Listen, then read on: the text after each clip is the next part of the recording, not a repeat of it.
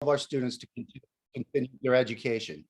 After the last 2 years, we are more prepared, we learned valuable lessons, and we listened to our community. So with that being said, it's my pleasure. What we're going to start off with this evening is kind of talk about the plan in general, what it means for our community, what it means for our families and our students. And I'm going to ask Scott to kick it off and kind of give you an overview of what it's going to look like. Scott? Thank you, Dr. Briggs, and good evening again to all of our families who have joined us this evening. Throughout the entire school year, HR has focused on keeping buildings open so that face-to-face instruction can occur. And just as we felt we were gaining some traction on that, the Omicron variant hit, and we again are facing absences of school staff that make educating in person difficult. So as a district office team, we started having what if discussions. Throughout those discussions over the past couple months, the ultimate goal has been stated again and again, and our ultimate goal is to keep all buildings open and keep all of our students in buildings as much as possible. But we know that as absences increase, and they have increased over the past few weeks, we know that we also must make decisions based on what we have in front of us. And we have made that decision that we want to keep our K-6 buildings open because that's important to our families. And we also believe it's important for the safety of our younger students.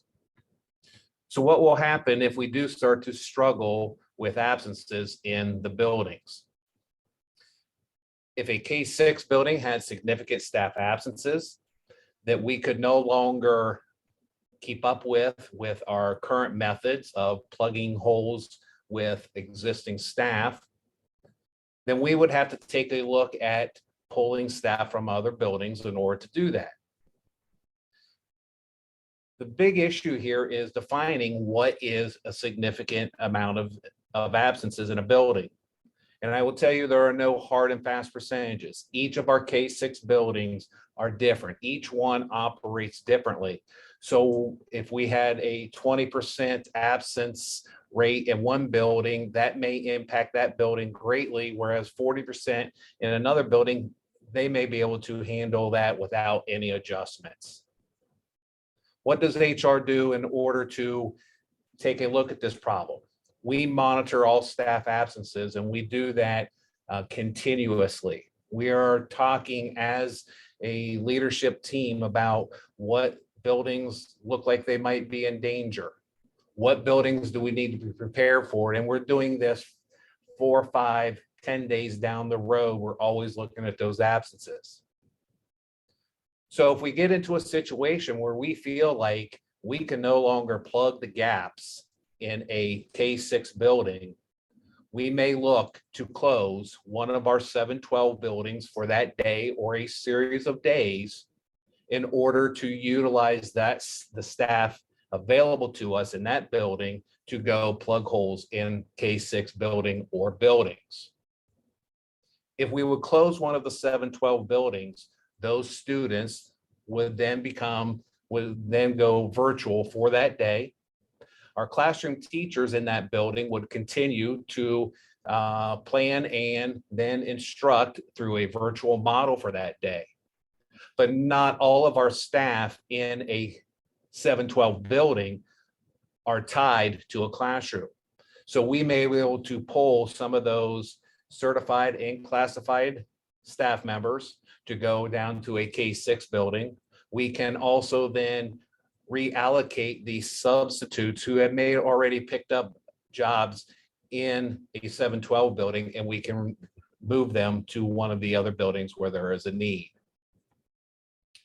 There are a lot of moving parts with that, and it will be challenging to make those decisions. But again, our goal is to keep buildings open, and especially keep our K-6 buildings open. This impacts parents at all of our grade levels. So in order to be fair to our parents, in order to be fair to our students and to our staff, We intend to make these decisions as quickly as we can, but not rush into anything. We hope to make decisions by 8 o'clock to 9 o'clock in the evening in order to let parents know if a building is going to have to close or go virtual. That gives our staff also time to prepare for what that will look like the next day. None of these options are good options, but sometimes you have to choose from the least worst option and work that plan. Again, if we do need to close a 712 building, those students would go virtual during that time. Dr. Briggs, Mrs. Gillison, and Mr. Seymour, we're going to expand on how instruction will be impacted by the changes that I have discussed. Thank you. Thanks, Scott. I appreciate it. I just want to piggyback on what Scott was saying for our families and for our parents. And, you know, obviously this is not a perfect plan. There is no perfect plan in a pandemic. We just do the best we can. And when we had our discussions, it made more sense to us to look at the K-6 grade bands simply for supervision purposes and for less disruptions to our families. We know that there's, you know, families that have multiple siblings and maybe at different grade levels, and that will be a challenge. But when we looked at the actual supervision of kids and the less disruption to our community and to our families, we focused on the K-6. We know 712 students are a little more capable of going virtual and having to learn in that environment. And again, this is in a situation, an emergency situation that we would have to implement this plan. So the main thing that we're going to talk about tonight too is how does this impact our instruction? At the end of the day, that is what we're about, educating children. And we've been very creative over the last 2 years of providing our students an education in a wide domain of different instructional models. And I really want to commend our families and our parents and our students for being flexible, for having patience, for having grace, for doing the best we possibly can under very difficult situations. So I'm going to have Ms. Gillison and Mr. Seymour kind of outline with you what the instruction will look like for our students if we should have to implement this kind of plan. So Ms. Gillison, it's all you. All right, thank you. Thank you, Dr. Briggs, and thank you all for joining us this evening. Over the last couple of years, we have learned so much. And some of the lessons that we have learned is that we have to communicate with our stakeholders and we have to listen. And you all have to understand the plan so that you can help support your young people. So we're going to walk through that plan to share with you what to expect. I do want to reiterate what Scott and Dr. Briggs said. This meeting and sharing of information is a way for us to be proactive and prepared. It does not mean that next week or tomorrow we're going virtual. We want you to know what the plan is so that you can help support that plan. So Scott kind of shared, if it gets to a point where one of our K-6 buildings is stressed because of staff absences or something of that nature, what we can do is support them by going virtual at our secondary schools, and secondary meaning our junior high and high schools. And in the event that we have a junior high or high school and they're going to go virtual, this is what you can expect as a parent. All teachers are going to the building. They're going to be in the building and they're going to be interfacing with their students just as we're interfacing tonight. So our secondary students will go to school as usual, but it will be virtual. They will follow their regular class schedule and teachers will be in the Google Meet waiting to teach our young people. Now, there are a couple of caveats that Brian will go deeper into the caveats, but what you need to know as parents, if our junior highs and high schools have to go virtual, students will have class. They are expected to be in class, and there will be a teacher on the other side of that camera delivering instruction to our young people. Brian, you want to go into details? Yes, thank you, Mrs. Gillis. Thank you, Mrs. Gillison. So as we think about what the instructional model is going to look at, we took a lot of feedback over the last 2 years. Brian, Talking Hello, about. Brian, hold on a sec. We're Brian. receiving a lot of feedback when you speak. Yeah, there's something going on with your audio, Okay. sir. It's working okay. It's working okay. No, still a lot of feedback.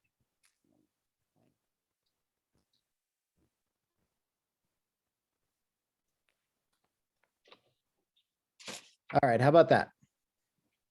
Sound better? All right, thank you. Great. So let me start again here. It figures the tech guy would have the tech issues. So as we start talking about flexible learning 3.0, so this is our third iteration of this. So we had the plan back when in March and April 2020, and then continuing on from there when we went hybrid. We took a lot of feedback from our parents. And with that, we created Flexible Learning 3.0 of what can we now do after having 2 years worth of experience of different types of instruction. What can we possibly do to help make this even better if this needs to be enacted for any reason? So luckily, over the last 7 years now, the district has been one-to-one. So all of our students have an iPad or a Chromebook in grades K through 12. We do have a program which we call the Everyone Connected program, which is a hotspot program.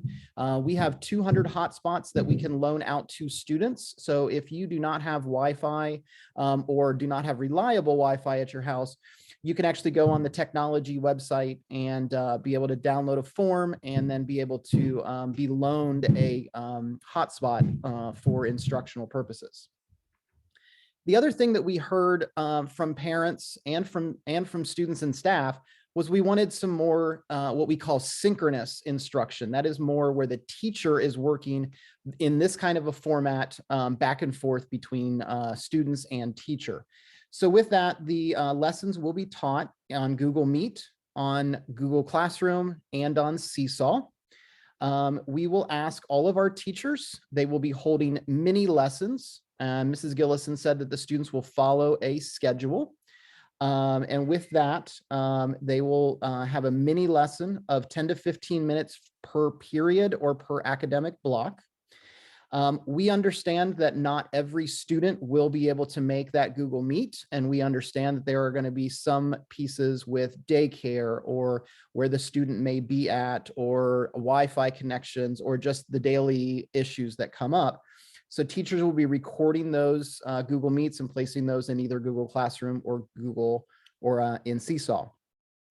The remainder of the academic period or the academic block, our students will then have asynchronous, which basically means they can do these things on their own, lessons for the remainder of that period. But the classroom teacher will remain on the Google Meet, and the students can go back into the Google Meet if they'd like to be able to ask questions, get clarification, reteach, any of those types of things. So there will be a teacher available during the entire academic period or the entire academic block for that. So one of the next parts to talk about is thinking about what does the schedule look like? So Mr. Philbaum said earlier that we may not know that this happens until 8 or 9 o'clock at night. And then trying to think about how do we set up and determine what the next day looks like. And that may be hard for junior high folks or high school folks that start at 7:15, 7:30, 8 o'clock in the morning. So we are going to change the student day schedule only for those buildings that go virtual. Once again, this would only be for the students in the buildings that are going virtual. The rest of the district would remain the same. And that schedule is going to be that students will follow the 2-hour delay schedule. So at the junior highs and high schools, this is pretty easy to comprehend. There's an actual schedule. You can go online under the schedules and calendar portion, and you can actually see that. At the elementaries and the middle schools, if we were to need to do this, now remember, we're moving staff down to the younger grade levels. So hopefully at the younger grade levels, we don't have to go virtual, but the principals are working on what that actually looks like And they'll have that schedule available for everybody shortly. But students will follow that 2-hour delay schedule, and we believe this is a win-win for everybody.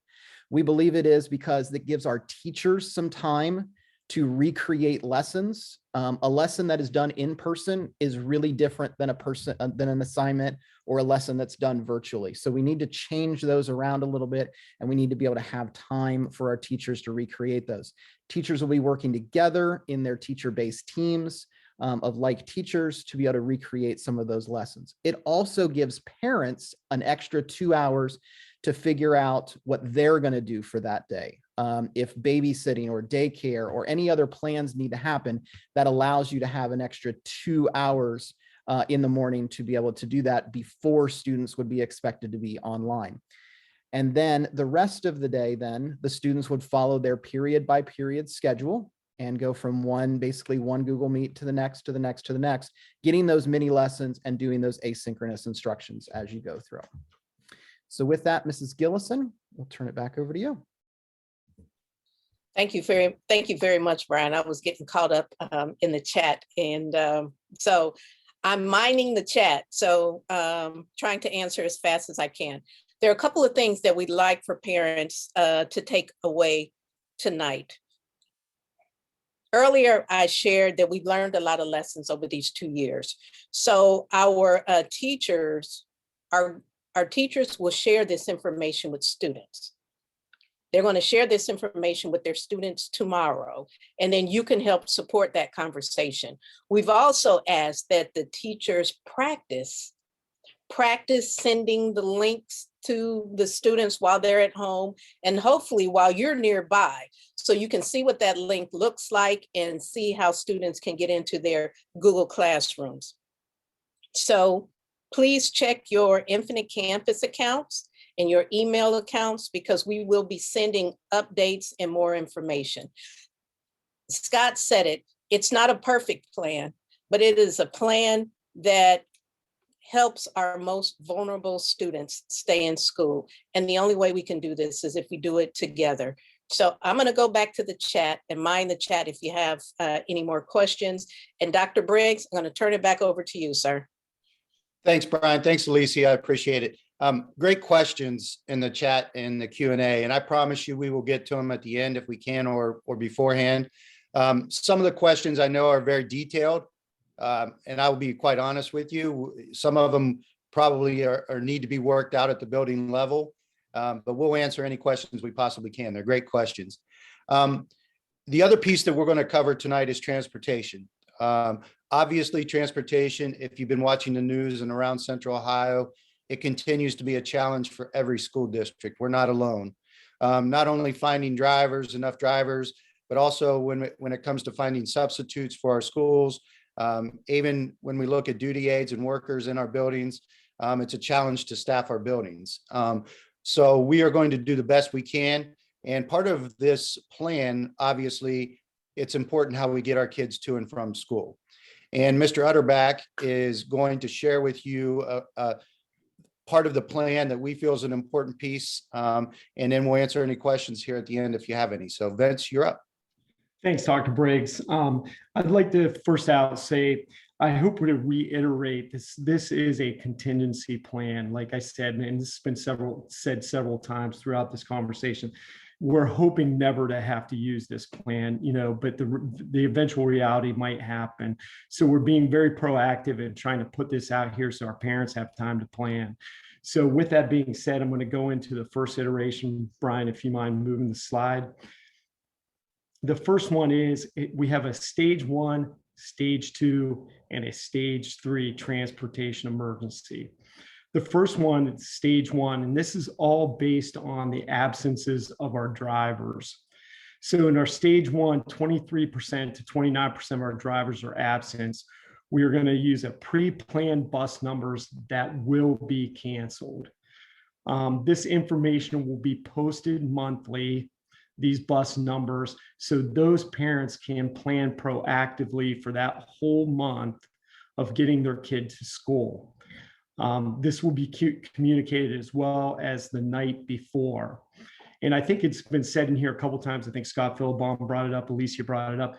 We're going to try to make these decisions by 8 the previous night.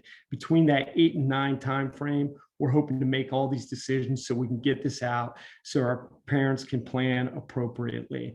So if you go into stage 2, which is the next variation, is 30% to 39% of our drivers are absent. These pre-planned bus numbers that will be canceled just increase as the number of absences increase. So the information, again, will be posted monthly. Bus numbers will be posted so people know for that month. Now, these routes or bus numbers will be rotated on a monthly basis. So the same parents aren't feeling the same crunch every month. Again, this will be communicated the night before as well. If you go to stage 3, this is 40% plus drivers are absent. In this case, no transportation will occur. The buildings in each case of these will stay open. This will be communicated the night before as well. In the next part, I want to kind of explain why this is so important that we do this way. This plan keeps schools open. In every one of these scenarios, the parents can drop their kids off school, and that's important. That's what we heard from the people in the community. They needed the schools to be open, especially at those younger ages. Parents can still drop off students. Bus numbers will be rotated monthly. Like we said, they'll be rotated monthly. We're trying to keep this as fair as possible. Not all the same parents won't be crunched every month. Plan will be communicated monthly and the night before as well. So again, we're trying to be proactive. We're hoping none of these measures have to take place. The one contingency that I need to bring up is if there is a perfect storm where the buildings are having to be closed and transportation is having a problem, at that point, we will probably be forced to go virtual. So if those two collide together, then we probably have an issue that we can't resolve. So with that being said, I'm going to turn it over to Dr. Briggs, and thank you again for your attendance. Thanks, Vince. Appreciate it. The other piece that we're going to just kind of wrap this up tonight before we answer some questions, and we probably won't be able to get to every single question. We'll do the best we can, and then ones that are unanswered, we will definitely get back to you. I know one of the questions was this presentation going to be posted somewhere? It will. It'll be on our website, and Brian can cover all that with you, where and how you can get access to this presentation.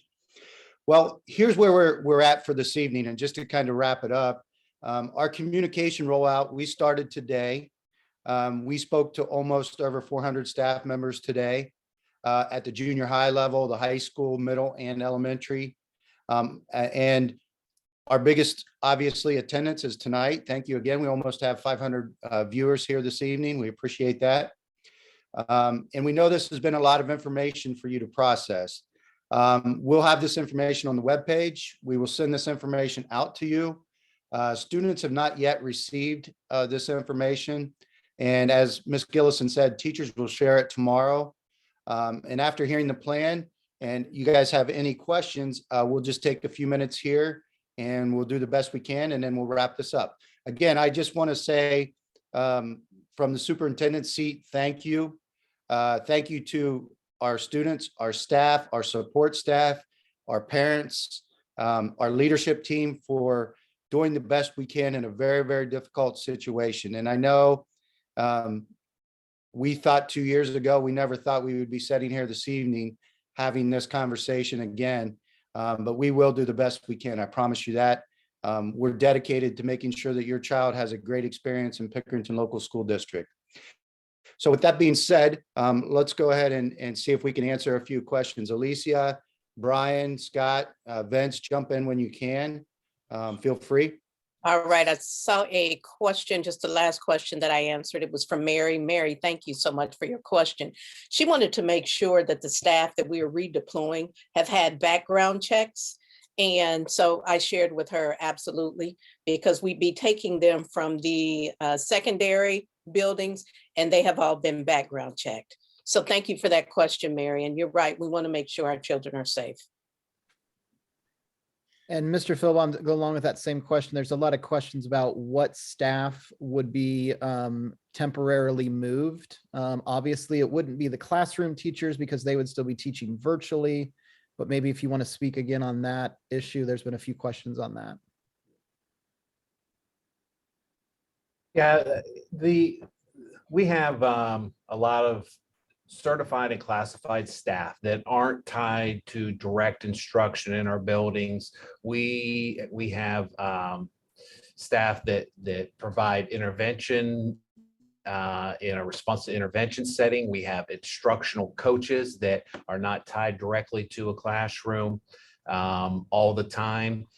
We also have paraprofessionals and duty aides who we could reallocate if the students are not present in a building, then we can also utilize them to go help cover in other rooms. So yes, while we would not be able to move our classroom teachers who are responsible for the virtual instruction, there are many staff members still available to us to utilize. And Mr. Utterback, two bus related questions. One of Sure. them is if the route is canceled, that is for both pickup and drop off, correct? Correct. And then the second question is asking about special education buses. How is that Yes, situation? Special education buses will not be part of the rotation. So what that means is spec ed buses will run on a consistent basis, just like they have. Now, when you do a closure, like on the other side, that's a whole different thing. If you're redeploying staff and taking them down, then in that case, I'm assuming that that will not happen there. So I'll let you guys speak to that on the education side. But as far as on the busing side, if there's a transportation, a stage 1, stage 2, or stage 3 transportation emergency, those kids will still be picked up. Okay. I'll jump in, Brian. Just one question. I noticed there was one about preschool from Pam. And just so everybody knows, this was a topic of discussion today. We are working through this. Preschool is one of those tricky areas that we have to try to figure out as we go through this because it will impact those students as well. So we will give you an update on our preschool. It is a work in progress right at this point in time. But it is on our radar, and we understand the dynamics that plays for our families as well. Absolutely. And Dr. Briggs, as you said, it was a topic earlier today, is one of the preschool teachers that actually gave some ideas. So we're going to go back and vet those ideas. Brian, Kimberly Ogden asked, can a grandparent have access to Infinite Campus? Because many of the grandparents have the kids when schools close. Is that possible? And if so, how? So unfortunately, the only folks that can have access to Infinite Campus are the legal guardians. So they would be the ones that would have access into Infinite Campus and would get those messages as well. If you're looking at it for message purposes, definitely check the website. Definitely check out social media. We're active on Facebook and Twitter. That way you'd be able to get those information as well too. Another real quick thing about Infinite Campus, if a building were to go virtual, there's a question about attendance. If the building goes virtual, we will reinstitute the attendance measures that we did inside of Infinite Campus. So if you remember back to March, April, and May of 2020, parents at the younger grade levels, K6, had to go in and select that the student was there. And then at grades 7 through 12, the student had to go in and select each course. So that's how we will take attendance if the building goes virtual.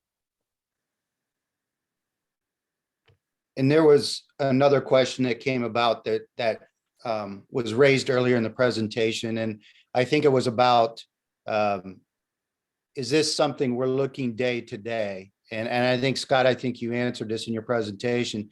Obviously, we're trying to be as consistent and avoid having a day-to-day inconsistent schedule as possible. If we had to implement this plan, we would seem that it would be for a block of time just to make sure that we get things settled and under control and back to normal as quickly as possible. So I think we answered that earlier. And I don't know if there's other ones we need to answer, or if there's other ones, Brian, Alicia, Scott, and Vince, that we can just answer. There's one more I can answer if I understand the question from Michelle. Okay, And she is asking about the 7 through 12 students with disabilities. We are going to try to keep them in school, especially our students with multiple disabilities. I hope that answered your question, Michelle. And I'm seeing a few questions about virtual learning, so I can definitely, the Virtual Learning Academy. There's a question from Brooke about kindergarten. There is not a Virtual Learning Academy, if that's what you're asking about, for kindergarten. And there were a couple other questions about virtual learning. I'm assuming that's the Virtual Learning Academy, the VLA. And unfortunately, at this point in time, the registration window is closed for VLA. The current curriculum that we use does not allow us to move students throughout the semester. So unfortunately, that's no longer an option. well, team, to be considerate of everybody's time, I know there's still some questions out there that we haven't answered, but we can do those and make sure we post the answers to those questions. I just want to take this time again to personally thank everyone for attending this evening. We are in this together. I know there are times when we may disagree with certain things, whether, when we face certain difficult situations and decisions that we make and try to do what's best for our students and our staff and our community. But we are in this together. We want what's best for our students. And I really hope the presentation was helpful tonight. It's something that, as Vince said earlier, and our entire team, we hope we never have to use this plan. But the reality is that, we could use it tomorrow if we had to. So that's something we just have to keep in mind. But again, from my perspective, I just want to say thank you. I appreciate the support. I appreciate everybody's hard work and dedication to this community. We have a great school system, a great school district, and I just appreciate everybody being with us tonight. So thank you. Thank you all, and good night. Good night, everybody.